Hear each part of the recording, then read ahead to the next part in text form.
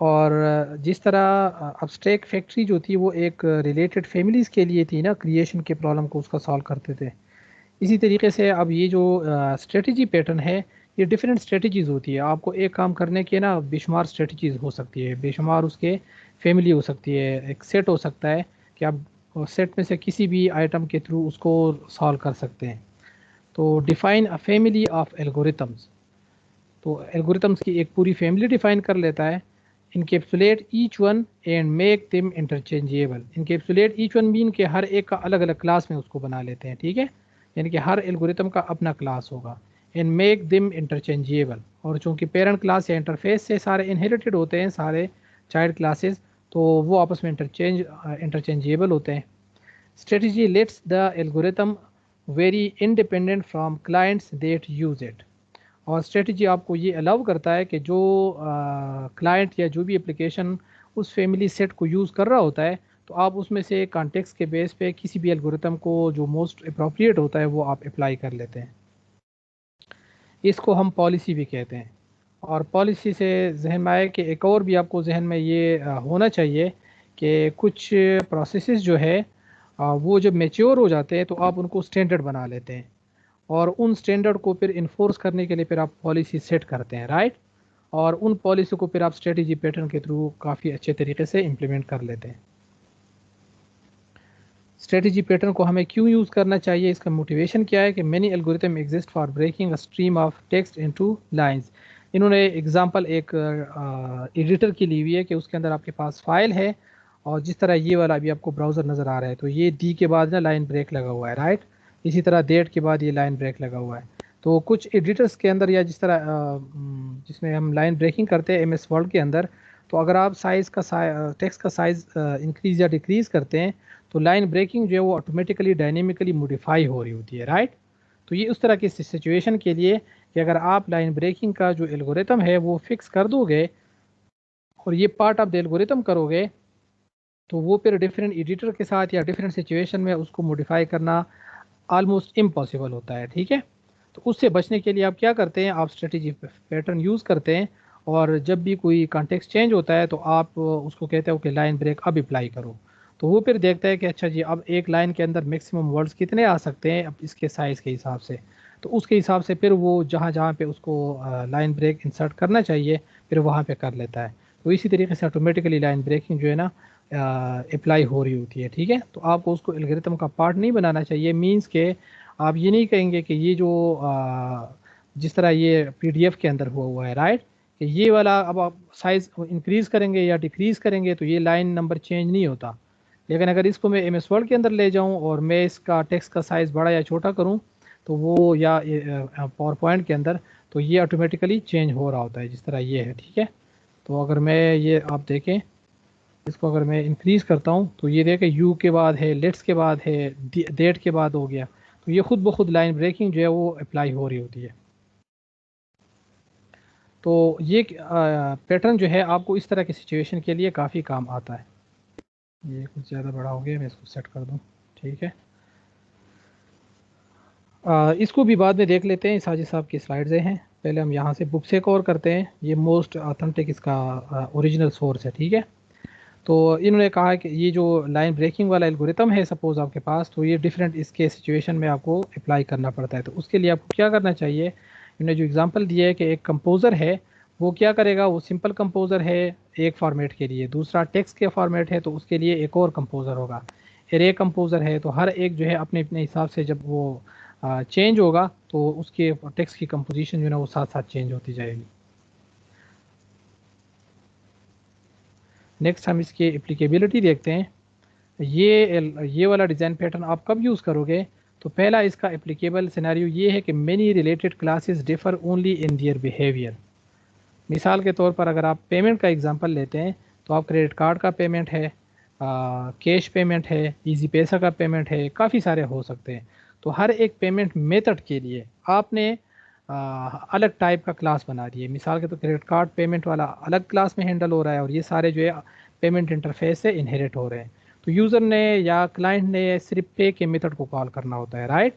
और उसको इस चीज़ से कोई गरज नहीं है कि क्लाइंट पे कैसे करना चाहता है। वो जैसे ही फिर आगे अगले क्वेश्चन पे आएगा कि अब आप पे कैसे करते हो, तो उसके पास ऑप्शन होते हैं कि वो इजी पैसा यूज़ करना चाहता है, क्रेडिट कार्ड या डेबिट कार्ड या पेपाल वगैरह के सर्विसेज इस तरह के वो यूज़ करना चाहता है। तो उसको सिर्फ अमाउंट दी जाती है कि ये अमाउंट है, अब कैसे पे करना चाहते हो। तो वो अब स्ट्रेटजीज़ में से सेलेक्ट करेगा कि मैं प्लान स्ट्रेटजी के तहत जो है ना मैं उसको अडॉप्ट करना चाहता हूँ। तो सिस्टम के पास ये कैपेबिलिटीज़ होगी और वो उसको सीमलेसली अप्लाई कर देगा। ये नहीं कि वो एफ के कंडीशन लगे हो कि अगर यूज़र ये कहता है तो ये करो, ये कहता है ये करो। तो बल्कि एक आई पेमेंट का या एक पेमेंट की स्ट्रेटजी होगी जिसको इनहेरिट कर रहे होंगे जितने भी आप सपोर्ट करते हैं, और हर एक के अंदर पे का एक मेथड इम्प्लीमेंट हुआ होगा। तो जब वो पेमेंट का बिहेवियर आप इम्प्लीमेंट करेंगे तो क्रेडिट कार्ड का अपने तरीके से इम्प्लीमेंट होता है, पेपाल का अपना तरीका है, और इजी पैसा का अपना तरीका होगा, मोबाइल से लिंक्ड होगा, राइट। तो जब आपके पास रिलेटेड क्लासेस ऐसे हो जब वो बिहेवियर के बेस पे ना वो डिफ्रेंशिएट कर रहे हो, right, credit card, debit card, PayPal वगैरह, इस लिहाज से तो फिर आप ये वाला पैटर्न अप्लाई करेंगे। दूसरा सिनारियो ये है, you need different variation of algorithm.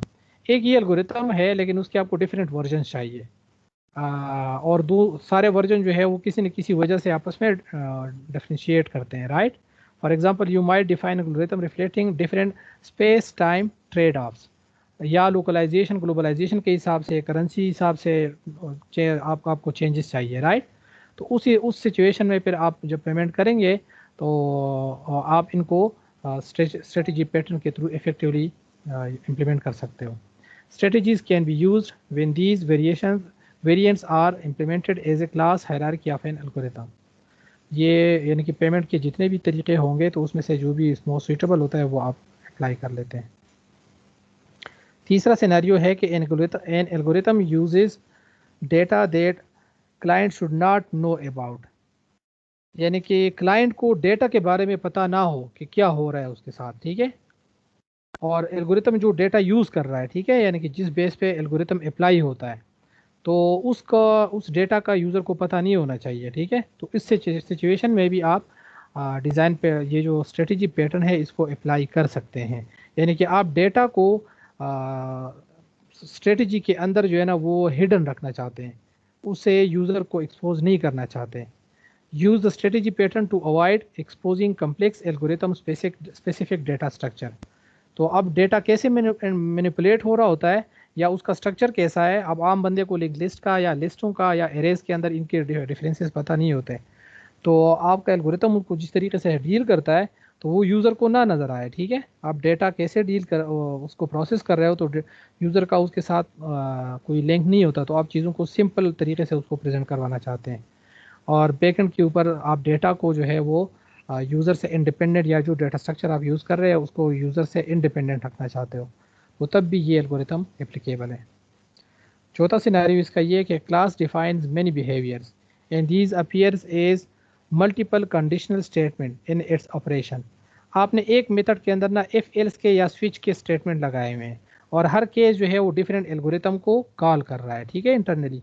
तो उस सिचुएशन में भी आप डायरेक्टली क्या करेंगे कि आप स्ट्रेटजी पैटर्न अप्लाई करें। इसका स्ट्रक्चर डायग्राम ये सिंपल सा है कि आपके पास कॉन्टेक्स्ट है कि कौन सी स्ट्रेटजी अप्लाई करनी है। तो जो कॉन्टेक्स्ट का इंटरफेस होता है वो यूज़ कर रहा होता है कि मेरे पास एक स्ट्रेटजी होगी जिसको मैं अप्लाई करूँगा। तो अब जब वो स्ट्रेटजी कॉल की जाती है तो वो फिर सिचुएशन देखा जाता है कि इसको कौन से वाले स्ट्रेटजी के तहत एल्गोरिथम जो है वो रन किया जाए, राइट। तो अब जो एल्गोरिथम का इंटरफेस है, या जिस तरह पेमेंट का था पेमेंट पे अमाउंट या इस तरह का ना, तो अब उसको हर बंदा अपने अपने हिसाब से देखेगा। तो अगर किसी के पास क्रेडिट कार्ड है तो वो क्रेडिट कार्ड वाली स्ट्रेटजी अडॉप्ट कर लेगा, अगर किसी के पास कैश है तो वो कैश वाली स्ट्रेटजी अप्लाई कर देगा, और किसी के पास पेपाल है तो वो ईमेल और पासवर्ड वगैरह की स्ट्रेटजी अप्लाई कर देगा। तो सीमलेसली इसमें आपके कॉन्टेक्स्ट के हिसाब से जो भी स्ट्रेटजी मोस्ट सूटेबल होगी वो खुद ब खुद अप्लाई कर देगा software.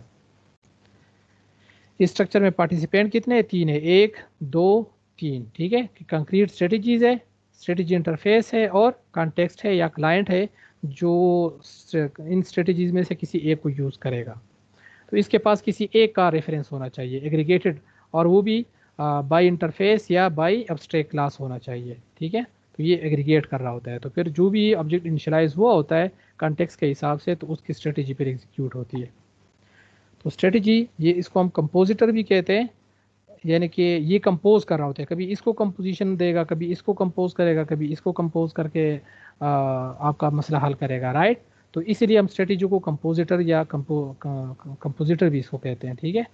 Declares an interface common to all supported algorithm, इसमें वो आप पॉलीमॉर्फिक मेथड होता है जो तमाम उसको सपोर्ट करते हैं, इसके कंक्रीट।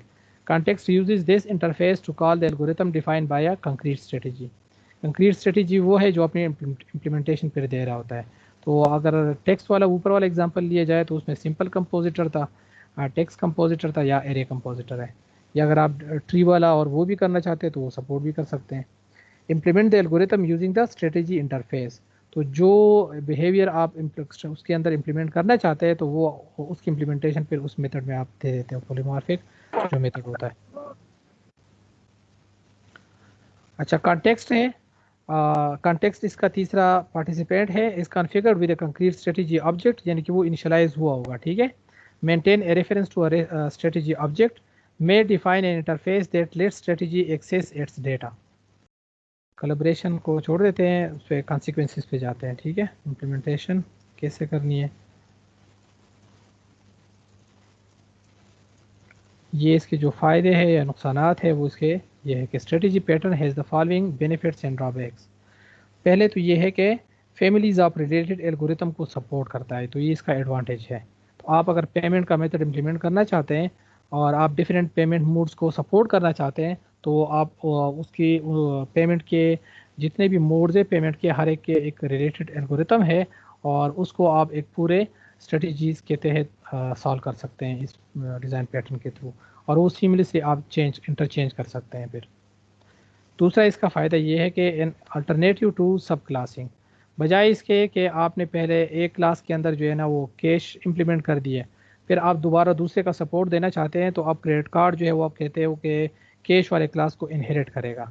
तो अब उसके अंदर कैश वाला इम्प्लीमेंटेशन भी आ जाएगा और जो क्रेडिट कार्ड की इम्प्लीमेंट पेमेंट है वो भी आ जाएगी, राइट। अब उसमें फिर आपका जो क्लाइंट है वो इंटरनली जो है स्विच का स्टेटमेंट यूज़ करेगा कि कैश के वाला मेथड पर पेरेंट वाला कॉल करना है इंटरनली। तो इस तरह की सब क्लासिंग करके आप नए नया सपोर्ट जो है एल्गोरिथम का ऐड करना चाहते हैं। तो उससे बचने के लिए अब वो एक खामखा अनएक्सपेक्टेड हायरार्की बन रही है और आपका जो प्रिंसिपल है ना फेवर कंपोजिशन और इनहेरिटेंस उसको वायलेट कर रहा होता है। तो उससे बचने के लिए फिर आप स्ट्रेटेजी पैटर्न अप्लाई करते हैं और आप दूसरा जो प्रिंसिपल है गैंग ऑफ फोर का उसको उसके साथ फुली अलाइन हो जाते हैं। तीसरा जो इसका फ़ायदा है, स्ट्रेटेजीज एलिमिनेट कंडीशनल स्टेटमेंट, जो स्विच का या इफ एल्स के आपने बेशुमार एक हायरार्की बनाई हुई है तो उससे आपको बचा देता है, ठीक है। वो खुद ब खुद जो है वो मोस्ट सुटेबल केस को खुद ब खुद अडॉप्ट कर रहा होता है। इसके डिटेल में जाने की ज़रूरत नहीं है, आई होप कि ये सिंपल है।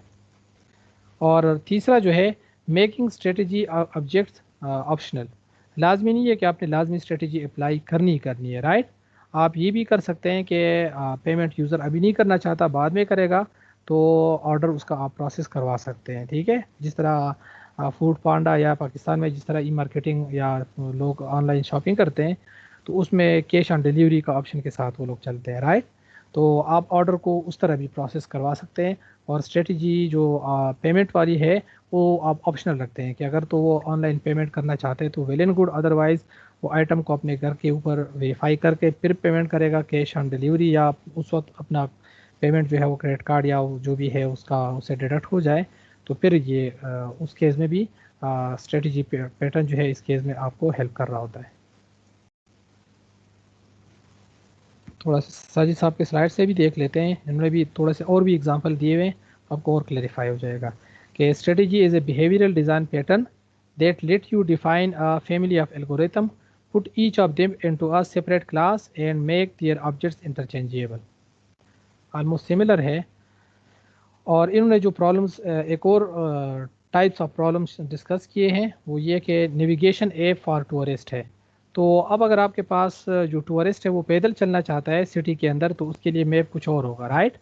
और अगर वो उसके पास बाईसाइकिल है तो एक और तरीके से आप उसको मैप जनरेट करके देंगे कि इस मैप के मुताबिक आप सिटी को एक्सप्लोर करें।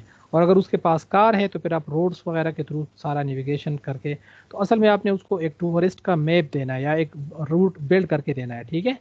कि आपने डिफरेंट पॉइंट्स है और आपने उसको रूट जो है वो बना के देना है कि इस रूट के ऊपर आप जो है अपना सिटी को एक्सप्लोर करें।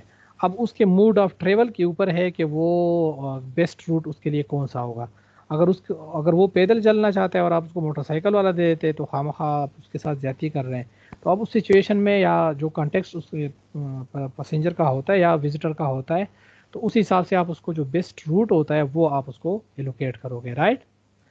तो ये एक और एग्जांपल है स्ट्रेटेजी पैटर्न के लिए कि tourist using public transport, bicycle या पेडिस्ट्रियंस।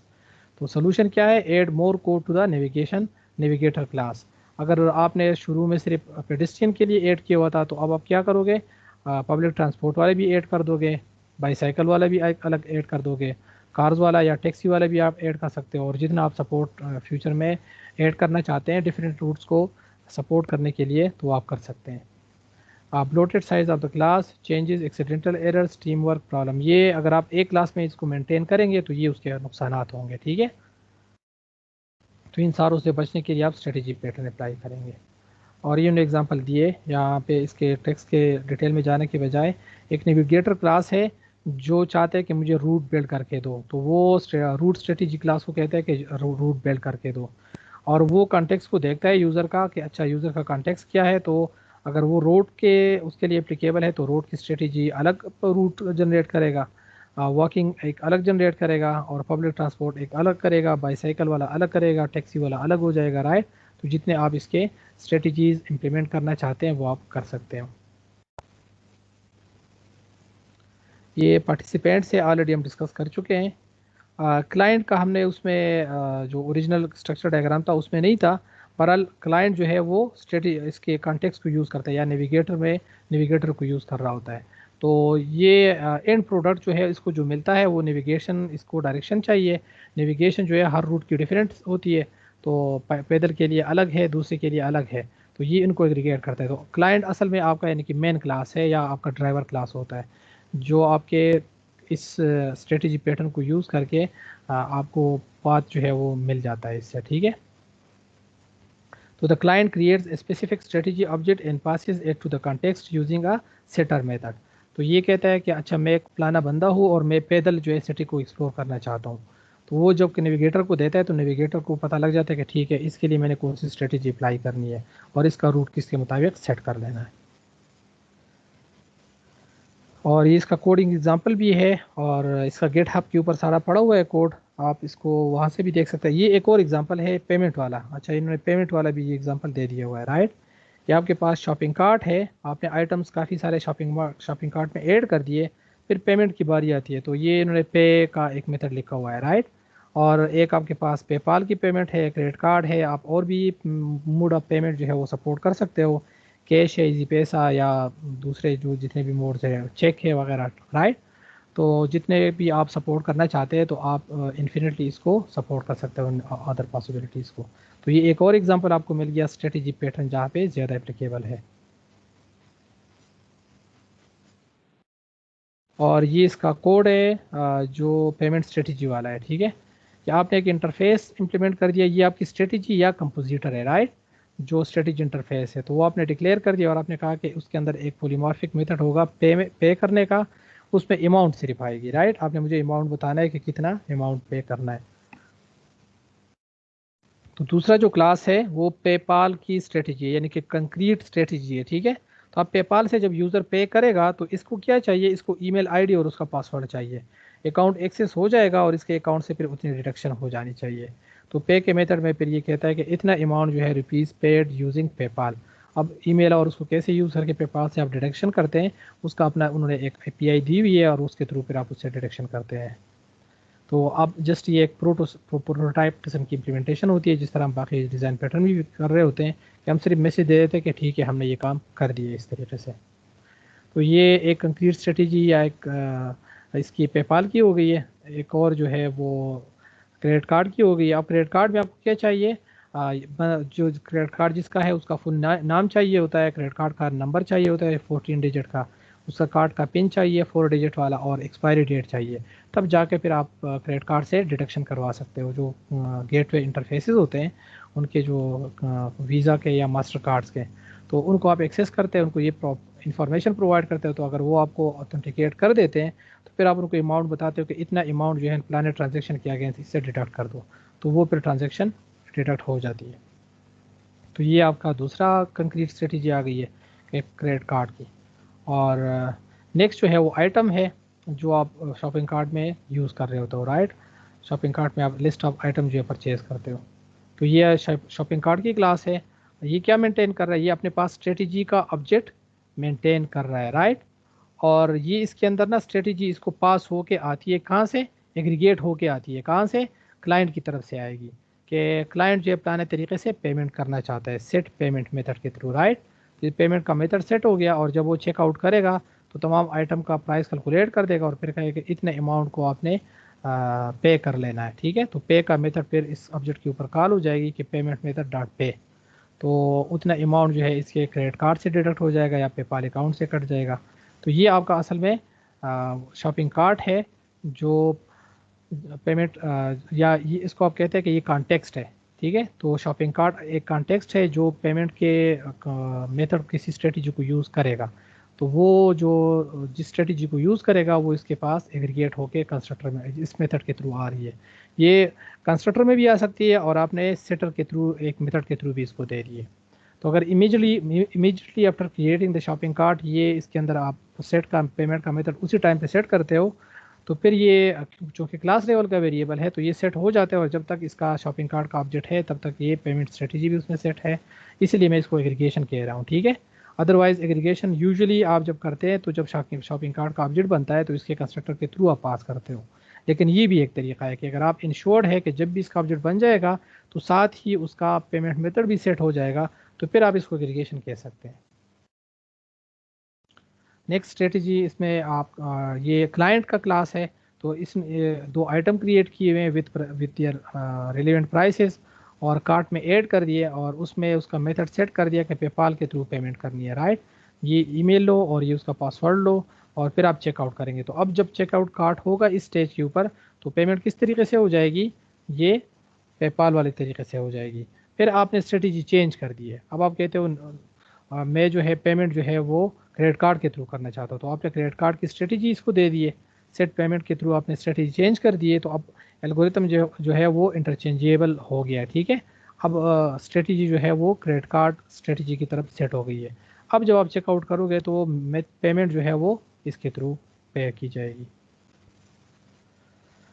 व्हेन टू अप्लाई ये हमने ऑलरेडी कवर कर दी है कि choose the algorithm to use at run time, और ये और एग्जांपल है कि saving files in different formats तब भी आपको स्ट्रेटजी हेल्प कर सकती है।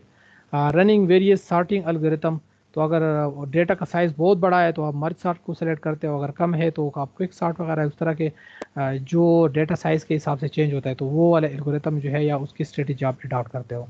तो ये एक और एग्जांपल आ गया। और आर फाइल कंप्रेशन, कंप्रेशन के भी हाफ मेन कोडिंग है और काफ़ी सारे कंप्रेशन के एल्गोरिथम्स अवेलेबल है, राइट। तो हर एक डिफरेंट सिचुएशन में ज़्यादा इफेक्टिव होता है, तो जो जिस सिचुएशन में इफेक्टिव है आप वो वाला कंप्रेशन मेथडोलॉजी फिर डेटा के साइज़ के हिसाब से अप्लाई करते हो। तो ये एक और एग्जांपल है। तो आई होप आपको आइडिया हो गया होगा कि स्ट्रेटजी पैटर्न क्या है, कि set of related families of algorithm declare करता है और उसमें से फिर कॉन्टेक्स्ट के हिसाब से जो मोस्ट सूटेबल एल्गोरिथम होता है उसको एग्जीक्यूट करता है। स्ट्रेटजी और स्टेट पैटर्न का कंपैरिजन है, तो इसमें स्टेट पैटर्न अभी हमने पढ़ा नहीं है लिहाजा इसको हम फिलहाल नहीं कवर करते हैं। तो ये मेरे ख्याल में इतना काफ़ी है। इसके अलावा हम जो विकीपीडिया वाला आर्टिकल है वो थोड़ा सा देख लेते हैं कि उन्होंने क्या एक्स्ट्रा डिटेल्स वगैरह दी है स्ट्रेटजी पैटर्न से related. Strategy pattern also known as policy pattern, ठीक है। इसका आल्सो नोन एज पॉलिसी मैंने आपको बता दिया था, as a behavioural software design pattern that enable selecting an algorithm at runtime instead of implementing a single algorithm directly. Code receives runtime instruction as to which in a family of algorithm to use, तो पूरे family में किस वाले को use करना है तो वो आप इंस्ट्रक्शन के थ्रू बता देते हैं। Strategy lets the algorithm very independently from clients and use it, तो जिस तरह पेपाल को हमने क्रेडिट कार्ड के थ्रू चेंज कर दिया एग्जांपल के अंदर। तो ये भी तकरीबन वही एग्ज़ाम्पल है, सिर्फ यहाँ पे देख लेते हैं कि उन्होंने एग्ज़ाम्पल कौन सी इम्प्लीमेंट कर दिए सी शार्प में।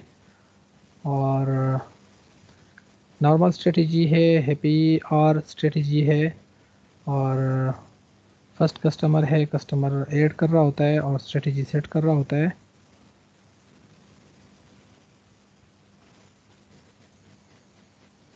तो ये पेमेंट के वक्त ना कस्टमर्स के जो पेमेंट हो रही होती है उस हिसाब से उसको डिफरेंट स्ट्रेटजी अप्लाई कर रहा होता है कि इसको हैप्पी मोड में प्रिंटिंग करके देनी है, या दूसरा जो सेकंड कस्टमर है उसको एक और तरीके से जिस स्ट्रेटजी के मुताबिक आप प्रिंट करना चाहते हो हैप्पी पेसेस वगैरह के साथ, तो वो आप चेंज कर सकते हैं।